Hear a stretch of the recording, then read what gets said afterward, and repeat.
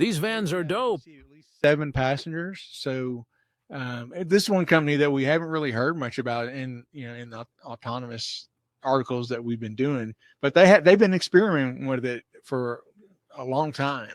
Just not, I think, in the United States. I think they've done a lot of it over in Europe. Okay. So yeah, they are partnering up with Uber to deploy a bunch of these. It's called VW ID Buzz electric minivan.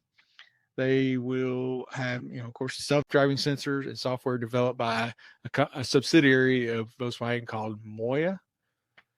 So the Buzz can seat at least 7 passengers, which is good because, we saw this Uber Robo taxi that seats 2 people, and we still can't figure that out why they're doing that.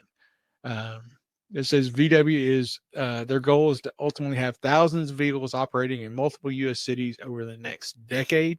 They'll be testing the service later this year using vehicles and, the safety drivers, like most of them do. They'll have safety drivers at first behind the wheel until they get all the necessary permits and clearance from all the regulatory agencies.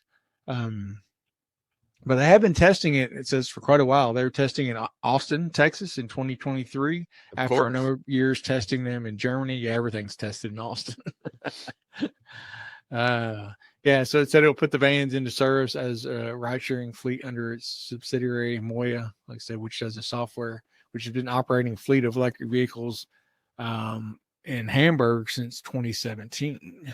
So, oh wow, yeah,